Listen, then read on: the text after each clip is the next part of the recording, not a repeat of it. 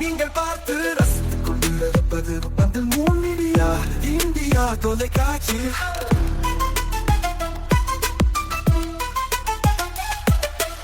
நீங்கள் பார்த்து ரசித்துக் கொண்டிருப்பது உங்கள் மீடியா இந்தியா தொலைக்காட்சி. நீங்கள் பார்த்து ரசித்துக் கொண்டிருப்பது உங்கள் மீடியா இந்தியா தொலைக்காட்சி. நீங்கள் பார்த்து ரசித்துக் கொண்டிருப்பது உங்கள் மீடியா இந்தியா தொலைக்காட்சி.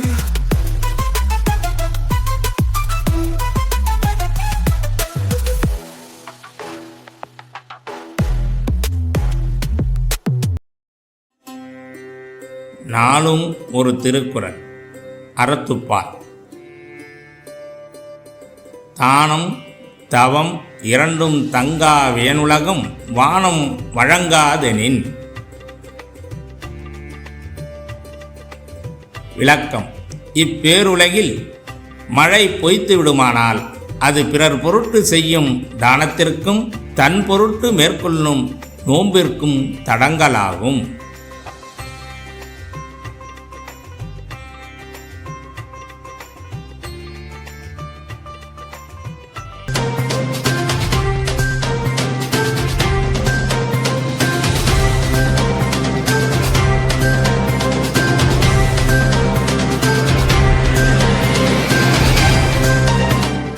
வணக்கம். இன்றைய முக்கிய செய்திகள்.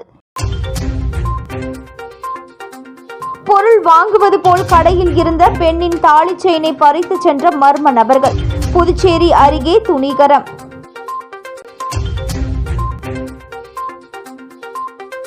அனுமதி இல்லாத கட்டிடங்கள் ஒழுங்குபடுத்தும் திட்டம் முதல்வர் துவக்கி வைத்தார்.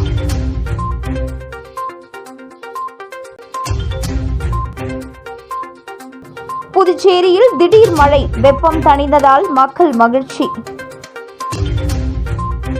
இனி விரிவான செய்திகள். நல்லாத்தூரில் பட்டப்பகலில் கடை பெண்ணிடம் தாலி செயின் பறிப்பு. நல்லாத்தூர் மெயின் ரோட்டில் பூண்டு மற்றும் பேப்பர் பிளேட் கடை வைத்திருப்பவர் வெங்கடேஸ்வரி. இவரின் கணவர் சரவணன். நேற்று முன்தினம் மதியம் 1:30 மணி அளவில் ஒரே மோட்டார் சைக்கிளில் வந்த 2 இளைஞர்கள் வெங்கடேஸ்வரியிடம் பேப்பர் பிளேட் வேண்டும் என்று கேட்டனர். அப்பொழுது குனிந்து பேப்பர் பிளேட் எடுக்க முற்பட்ட வெங்கடேஸ்வரியின் கழுத்தில் இருந்த தாலி செயினை பட்டென்று அறுத்து கொண்டு 2 இளைஞர்களும் மோட்டார் சைக்கிளில் பறந்துவிட்டனர். இதனால் நிலை குலைந்த வெங்கடேஸ்வரி தரையில் விழுந்துவிட்டார். அப்பொழுது யாரும் அருகில் இல்லாததால் 2 இளைஞர்களையும் யாரும் தடுக்க முடியவில்லை, பிடிக்கவும் முடியவில்லை. பின்னர் இது சம்பந்தமாக தூக்கணாம்பாக்கம் போலீஸ் நிலையத்திற்கு புகார் கொடுத்த வெங்கடேஸ்வரி தாலி செயின் பறிப்பு சம்பந்தமாக வெங்கடேஸ்வரி கொடுத்த புகாரின் அடிப்படையில் வட்ட ஆய்வாளர் பிரேம்குமார் உத்தரவின்படி தூக்கணாம்பாக்கம் சப் இன்ஸ்பெக்டர்கள் பாஸ்கரன், உத்ராம்பால் சம்பவ இடத்துக்கு நல்லாத்தூர் மெயின் ரோட்டுக்கு விரைந்தனர். போலீசார் அங்குள்ள சிசிடிவி கேமராக்களை ஆய்வு செய்தனர். மேலும் இது சம்பந்தமாக டிஎஸ்பி ரூபன்குமார் உத்தரவின்படி போலீசார் தனிப்படை அமைத்துள்ளனர் என்பது குறிப்பிடத்தக்கது. அவங்க இந்த பேப்பர் பிளேட் கேட்டாங்க. ஒருத்தன் வண்டியிலே உட்காந்துருந்தான். வண்டி ஆஃப் கூட பண்ணல, ஹேண்ட்லேயே தான் இருக்குது. கேட்டால் நான் எடுத்துன்னு கொடுத்தேன். எவ்வளோன்னு கேட்டால் 30 ரூபாப்பா, 50 பீஸ் இருக்குன்னு சொன்னேன்.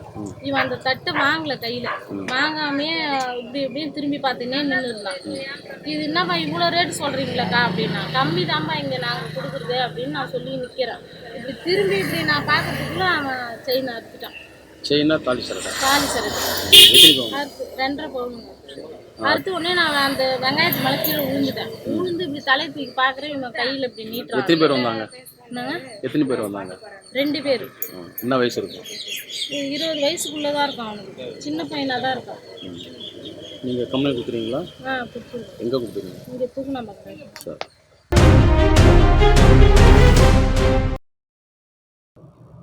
புதுச்சேரியில் இரவு சுமார் 1 மணி நேரத்திற்கு மேலாக பெய்த மழையின் காரணமாக குளிர்ச்சியான சூழல் நிலவியது.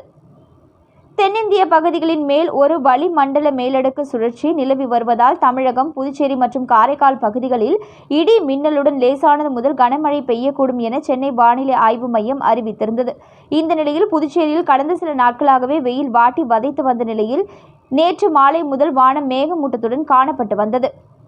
அதனைத் தொடர்ந்து இரவு சுமார் 1 மணி நேரத்திற்கு மேலாக புதுச்சேரி கடற்கரை சாலை, உப்பளம், உருளையன்பேட்டை, முத்தையால்பேட்டை, ராஜ்பவன் உள்ளிட்ட அனைத்து நகர பகுதிகளிலும், அதேபோல் சோம்பட்டு, பாகூர், கன்னியகோவில், சேதராப்பட்டு, மதகடிப்பட்டு, காலாப்பட்டு, திருக்கனூர் உள்ளிட்ட அனைத்து கிராம பகுதிகளிலும் பரவலாக மழை பெய்தது.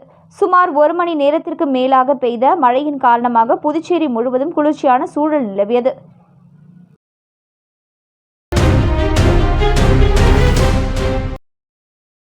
ராஷ்டிரிய பால் ஸ்வஸ்திய காரியக்கிரம் திட்டத்தின் மூலம் குழந்தைகளின் ஆரோக்கியத்தை பரிசோதித்து ஆரம்ப நோய் அடையாளங்களை கண்டறிந்து ஆரம்ப நிலை சிகிச்சைகள் முதல் உயர் சிகிச்சைகள் வரை அளிக்கப்பட்டு வருகிறது.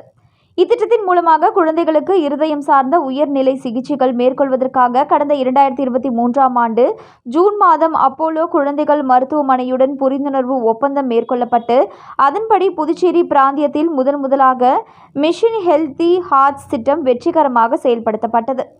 இதன் தொடர்ச்சியாக காரைக்கால், மாஹே மற்றும் ஏனாம் பிராந்தியங்களிலும் இத்திட்டம் வெற்றிகரமாக செயல்படுத்தப்பட்டது. இத்திட்டத்தின் மூலம் இதுவரை 34 இருதய சிகிச்சை முகாம்கள் நடத்தப்பட்டு 1464 குழந்தைகள் பயன்பெற்றுள்ளனர். மேலும் அப்போலோ மருத்துவமனையில் 67 குழந்தைகளுக்கு மேல் சிகிச்சை அளிக்கப்பட்டு குணமடைந்துள்ளனர். புதுச்சேரியில் இத்திட்டம் வெற்றிகரமாக செயல்படுத்தப்பட்டு குழந்தைகளுக்கான சிறப்பு இருதய சிகிச்சை மேற்கொள்ளப்பட்டு வருவதால் இதற்கான புரிந்துணர்வு ஒப்பந்தம் மேலும் 2 ஆண்டுகள் நீட்டிக்கப்பட்டுள்ளது. இந்த கால நீட்டிப்பிற்கான புரிந்துணர்வு ஒப்பந்தம் முதலமைச்சர் ரங்கசாமி முன்னிலையில் புதுச்சேரி சட்டப்பேரவையில் கையெழுத்தானது. சுகாதாரத்துறை இயக்குநர் டாக்டர் செவ்வேல், திட்ட இயக்குநர் டாக்டர் கோவிந்தராஜன், துணை இயக்குநர் டாக்டர் ரகுநாதன், அப்போலோ குழந்தைகள் மருத்துவமனையின் தலைமை இருதய நோய் நிபுணர் டாக்டர் முத்துக்குமரன், குழந்தைகள் இருதய நோய் மருத்துவர் டாக்டர் சரண்யா, லிட்டில் ஹார்ட் அறக்கட்டளை அறங்காவலர் டாக்டர் சுகன்யா ஆகியோர் இந்நிகழ்ச்சியின் போது உடனிருந்தனர்.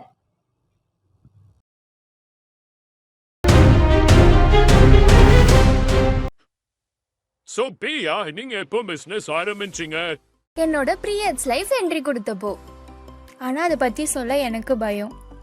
ஸ்கூல் பெஞ்சில் உட்கார பயம், பஸ்ஸில் லீக்கேஜ் ஆகிடுமோன்னு பயம், ரன்னிங் ரேஸில் ஓட பயம். இப்போ அந்த பயமுக்கு ஒரு ஃபுல் ஸ்டாப். அதுக்கு தான் நம்ம பெண்மை சானிட்டரி நாப்கின் இருக்குல்ல. லீக்கேஜ் இல்லை, இரிட்டேஷன் இல்லை, கெமிக்கல் இல்லை, பியூர் காட்டன் கம்ஃபர்ட் மட்டும்தான். பெண்மை சானிட்டரி நாப்கின் கம்ஃபர்டபுள்னா ப்ரீயட்ஸும் கம்ஃபர்டபுள்.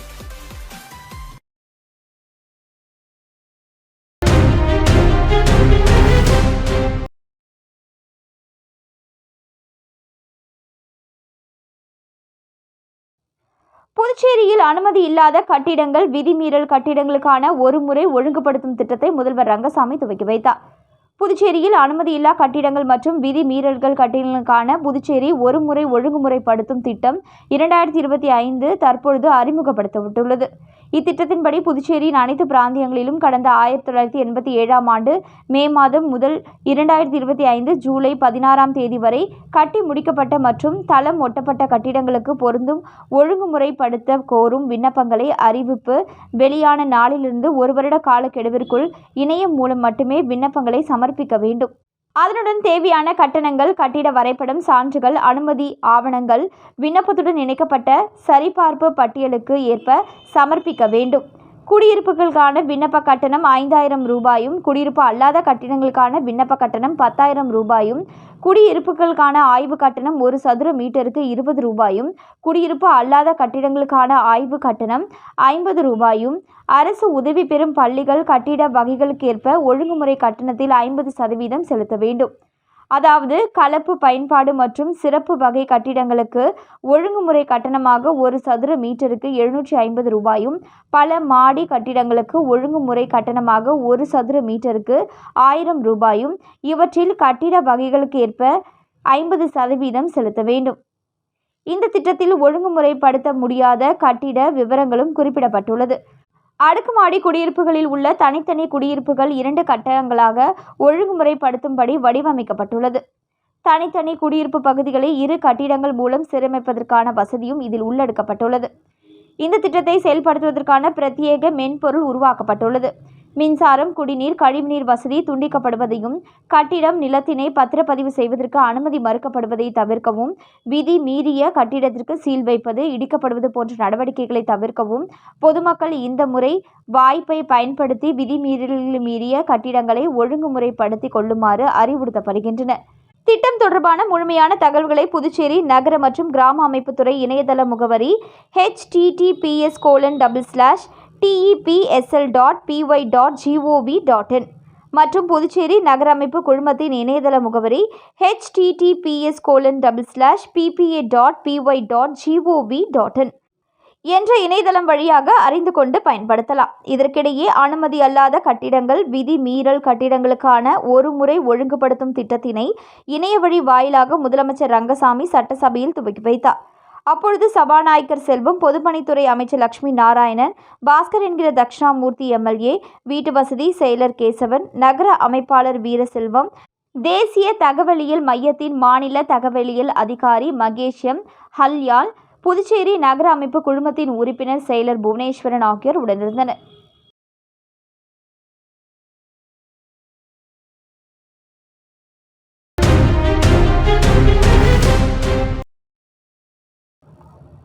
விழுப்புரம் மாவட்டம் திண்டிவனம் இந்திரா காந்தி பேருந்து நிலையத்தில் வணிக வளாகம் கட்டப்படுவதால் அந்த பேருந்து நிலையத்தில் பேருந்து சேவை நிறுத்தப்பட்டுள்ளது. இதனால் அங்குள்ள சிறு வியாபாரிகள் வாழ்வாதாரம் பாதிக்கப்படுவதாக கூறி திண்டிவனம் நகராட்சி அலுவலகத்தை முற்றுகையிட்டு போராட்டத்தில் ஈடுபட்டதால் பரபரப்பு ஏற்பட்டது. விழுப்புரம் மாவட்டம் திண்டிவனம் சென்னை தேசிய நெடுஞ்சாலை அருகே புதிய பேருந்து நிலையம் கட்டப்பட்டு வருகிறது. இந்த நிலையில் இதற்கு முன்பாக திண்டிவனத்தில் இந்திரா காந்தி பேருந்து நிலையம் செயல்பட்டு வருகிறது.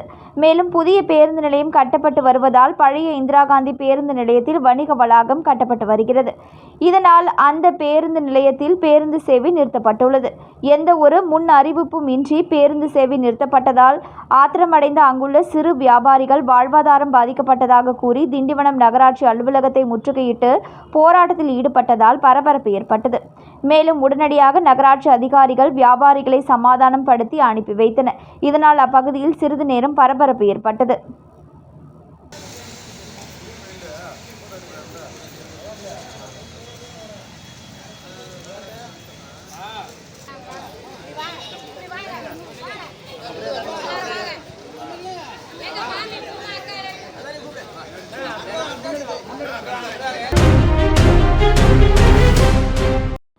பாமக சேலம் மேற்கு நிர்வாகிகளை மாற்றம் செய்து புதிய நிர்வாகிகளை நியமித்து நிறுவனர் ராமதாஸ் உத்தரவிட்டுள்ளார்.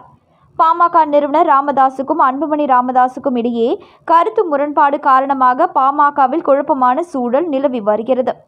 இந்த நிலையில் பாமக நிறுவனர் ராமதாஸ் அன்புமணி ஆதரவாளர்களை நீக்கிவிட்டு புதியதாக 80க்கும் மேற்பட்ட மாவட்ட செயலாளர்களை நியமனம் செய்துள்ளார்.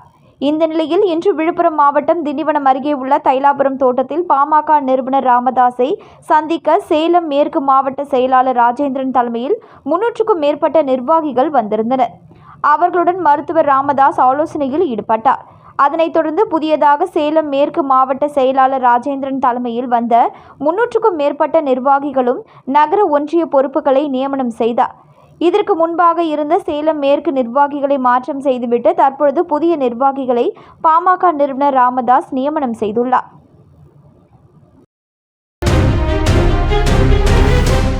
புதுச்சேரியில் அழகான புத்தம் புதிய டிசைன்களில் ஆடைகள் வாங்குவதற்கு BM textile.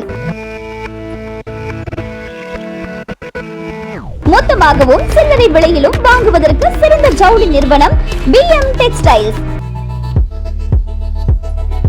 Shooting shirt safari ஆடைகளுக்கு சிறந்த நிறுவனம்.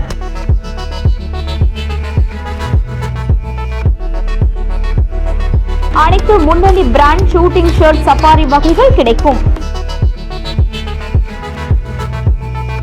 சிறுவர்கள் முதல் பெரியவர்கள் வரை விரும்பும் ஆண்களுக்கான அனைத்து ரக ஜவுளிகளும் எடுப்பதற்கு சிறந்த நிறுவனம் BM டெக்ஸ்டைல்ஸ்.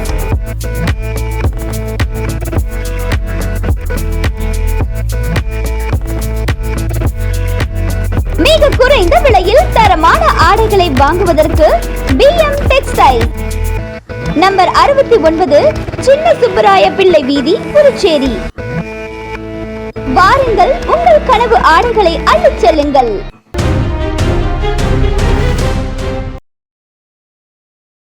காரைக்கால் அம்பகரத்தூரில் அமைந்திருக்கும் புகழ்பெற்ற ஸ்ரீ பத்ரகாளியம்மன் ஆலயத்தில் ஆடி முதலாவது செவ்வாய்க்கிழமையை முன்னிட்டு ஏராளமான பக்தர்கள் சுவாமி தரிசனம். நீண்ட வரிசையில் காத்திருந்து விளக்கேற்றி பெண்கள் வழிபாடு. காரைக்கால் அடுத்துள்ள அம்பகரத்தூரில் ஸ்ரீ பத்ரகாளியம்மன் ஆலயம் அமைந்துள்ளது. இவ்வாலயத்தில் ஒவ்வொரு செவ்வாய் மற்றும் வெள்ளிக்கிழமைகளில் காரைக்கால் மட்டுமன்றி வெளியூர்களில் இருந்தும் ஏராளமான பக்தர்கள் வந்து வழிபட்டு செல்வது வழக்கம். சூரனை சம்ஹாரம் செய்த இடம் என்பதால் பத்ரகாளியம்மன் சூலத்தின் 3 முனைகள் கீழ்நோக்கி இருப்பது போல திருசூலத்தை கையில் பிடித்திருப்பது இக்கோவிலின் தனி சிறப்பு. இக்கோவிலில் உள்ள அம்மனை வழிபட்டால் பில்லி, சூனியம், ஏவல் உள்ளிட்ட பிரச்சனைகள் தீரும் என்பது பக்தர்களின் நம்பிக்கை. இந்த நிலையில் பிரசித்தி பெற்ற ஸ்ரீ பத்ரகாளியம்மன் ஆலயத்தில் ஆடி மாத 1வது செவ்வாய்க்கிழமையை முன்னிட்டு ஸ்ரீ பத்ரகாளி அம்மனுக்கு ஏராளமான பக்தர்கள் மற்றும் பெண்கள் விளக்கேற்றி நீண்ட வரிசையில் காத்திருந்து சுவாமி தரிசனம் செய்தனர். மேலும் பால், தயிர், சந்தனம், பன்னீர் உள்ளிட்ட பல்வேறு திரவியங்களால் அபிஷேகம் நடைபெற்றது. வண்ண மலர்களால் அலங்கரிக்கப்பட்ட அம்மனுக்கு மகா தீபாராதனை நடைபெற்றது. இதில் ஏராளமான பக்தர்கள் கலந்து கொண்டு அம்மனை தரிசனம் செய்தனர். மேலும் இவ்வாலயத்தில் செவ்வாய்க்கிழமைகளில் வழிபடுவது சிறப்பாகும். அதனால் செவ்வாய்க்கிழமைகளில் ஏராளமான பக்தர்கள் வழிபடுவதால் இந்த செவ்வாய்க்கிழமை முதல் இனி எல்லா செவ்வாய்க்கிழமைகளிலும் காலை 6 மணி முதல் இரவு 9 மணி வரை தொடர்ந்து சுவாமி தரிசனம் செய்ய ஏதுவாக ஆலயம் திறந்திருக்கும் என ஆலய நிர்வாகம் சார்பில் அறிவிக்கப்பட்டுள்ளது.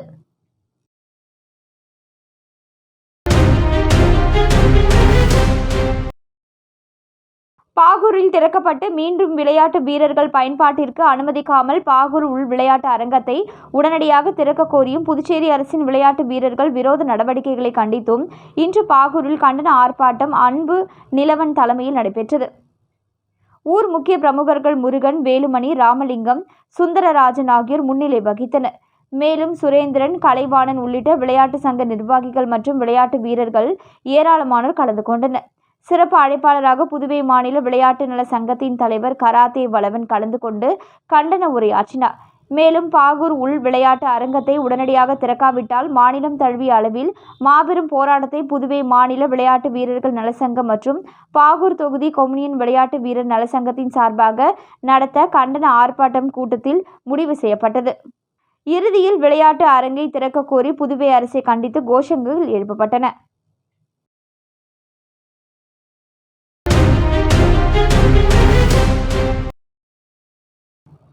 புதுச்சேரி கடற்கரை கிராமங்களில் கடல் நீர் உட்புகாமல் இருக்க சென்னை திருவொற்றியூர் கடற்கரையில் அமைந்துள்ளது போல 272 கோடி ரூபாய் செலவில் தூண்டில் நவீன முறையில் தூண்டில் வளைவு அமைக்க தற்பொழுது திட்ட அறிக்கை தயாரிக்கப்பட்டுள்ளதாகவும் இந்த பணியானது 6 மாதத்திற்குள் துவங்கும் என மீனவ கிராமமான காலாப்பட்டு தொகுதி சட்டமன்ற உறுப்பினர் கல்யாணசுந்தரம் தகவல் தெரிவித்துள்ளார். காலாப்பட்டு தொகுதிக்கு உட்பட்ட கடற்கரை கிராமங்களான பிள்ளைச்சாவடி, சின்ன காலாப்பட்டு, பெரிய காலாப்பட்டு பகுதிகள் கடல் அரிப்பால் கடுமையாக பாதிக்கப்பட்டு வருகிறது.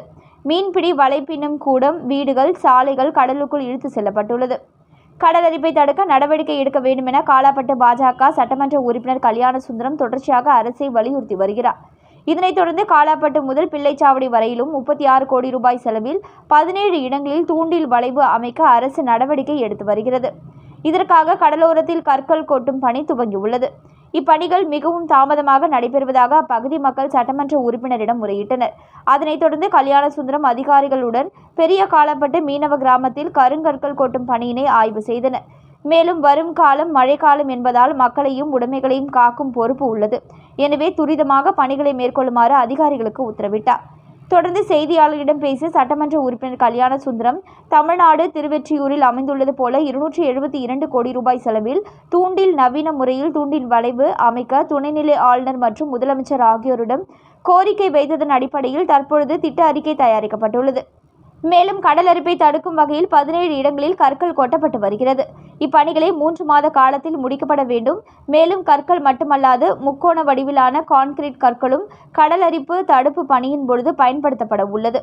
மீனவ கிராம மக்களின் பாதுகாப்புக்காக பணிகளை விரைவுபடுத்த பொதுப்பணித்துறை அமைச்சரிடம் நேரில் வலியுறுத்துவேன் என்றார்.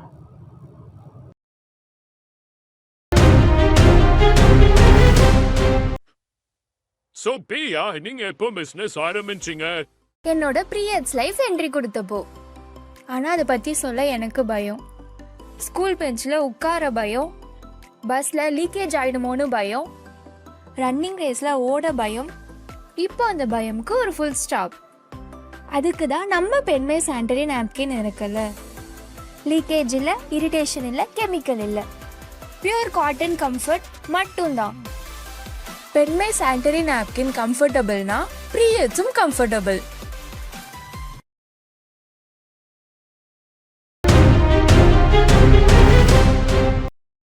புதுச்சேரி முன்னாள் சபாநாயகர் VP சிவக்கொழுந்துவின் பிறந்தநாளை ஒட்டி முதலமைச்சர் ரங்கசாமி, அமைச்சர்கள், சட்டமன்ற உறுப்பினர்கள் அவருக்கு வாழ்த்து தெரிவித்து பல்வேறு நலத்திட்ட உதவிகளை தொடங்கி வைத்தனர்.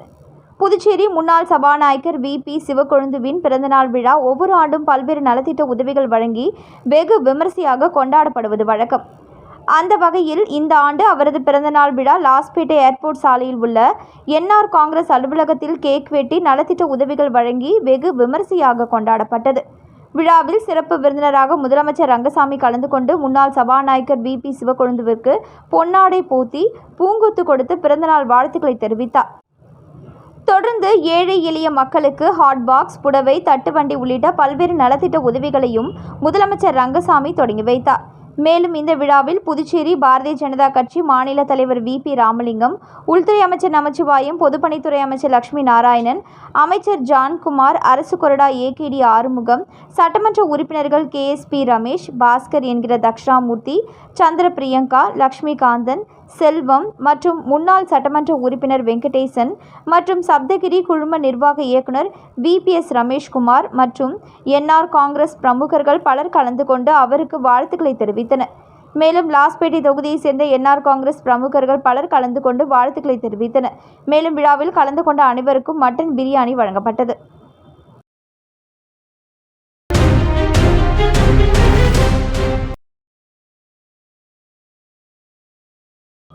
முத்தியால்பேட்டை ஸ்ரீ பெரியபாளையத்தம்மன் 105ஆம் ஆண்டு ஆடி திருவிழா. திரளான பக்தர்கள் கலந்து கொண்டு சுவாமி தரிசனம். புதுச்சேரி முத்தியால்பேட்டை பெருமாள்பேட்டை பகுதியில் எழுந்தருளியுள்ள அருள்மிகு ஸ்ரீ பெரியபாளையத்தம்மன் தேவஸ்தானம் 105ஆம் ஆண்டு ஆடி திருவிழா இந்த மாதம் ஜூலை 18 தொடங்கி 24ஆம் தேதி வரை சிறப்பாக நடைபெறுகிறது. இந்த நிலையில் நேற்று 4ஆம் நாள் உபயத்தில் காலை 7 மணிக்கு அம்மனுக்கு சிறப்பு அபிஷேகம், தீபாராதனை நடைபெற்றது. இதனைத் தொடர்ந்து காலை 11 மணிக்கு அம்மன் சிறப்பு அலங்காரத்தில் காட்சியளித்து அருள் பாலித்தார். மதியம் 12 மணிக்கு தேவஸ்தான வாசலில் அறுசுவை விருந்து சிறப்பாக நடைபெற்றது. இதனை அடுத்து மாலை 7 மணிக்கு அலங்கார விமானத்தில் அம்மன் திருவீதி உலா நடைபெற்றது. 4ஆம் நாள் உபயதாரரான மஞ்சினி நகர் மருதவள்ளி மாரியம்மன் கோவில் தெருவை சேர்ந்த முருகன், சரோஜா குடும்பத்தினர் இதற்கான ஏற்பாடுகளை சிறப்பாக செய்திருந்தனர்.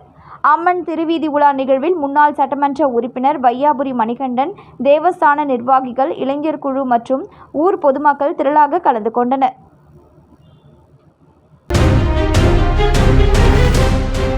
தமிழக வெற்றி கழக தலைவரும் நடிகருமான விஜயின் பிறந்தநாளை கொண்டாடும் வகையில் புதுச்சேரி ஈடன் கடற்கரையில் உள்ள கடலில் 60 அடி ஆழத்தில் தாவேகா கொடியை பறக்கவிட்ட ரசிகர். தமிழக வெற்றி கழக தலைவரும் மற்றும் நடிகருமான விஜயின் பிறந்த நாளை அவரது ரசிகர்களும் தொண்டர்களும் பல்வேறு வகைகளில் கொண்டாடி வருகின்றனர். இதன் ஒரு பகுதியாக புதுச்சேரி அரியாங்குப்பம் பகுதியைச் சேர்ந்த சரண் என்ற கல்லூரி மாணவன் விஜயின் பிறந்த நாளை கொண்டாடும் வகையில் புதுச்சேரி ஈடன் கடற்கரையில் அமைந்துள்ள கடலில் 6 கிலோமீட்டர் தூரத்தில் 60 அடி ஆழத்தில் கட்சியின் கொடியை பறக்கவிட்ட வீடியோ சமூக வலைதளங்களில் வைரலாகி வருகிறது. மீண்டும் இன்றைய முக்கிய செய்திகள். பொருள் வாங்குவது போல் கடையில் இருந்த பெண்ணின் தாலி செயினை பறித்து சென்ற மர்ம நபர்கள். புதுச்சேரி அருகே துணிகரம்.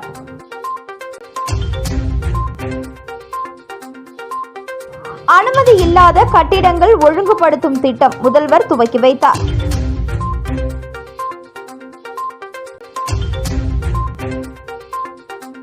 புதுச்சேரியில் திடீர் மழை, வெப்பம் தணிந்ததால் மக்கள் மகிழ்ச்சி. இத்துடன் இன்றைய செய்திகள் நிறைவடைந்தன. நன்றி, வணக்கம்.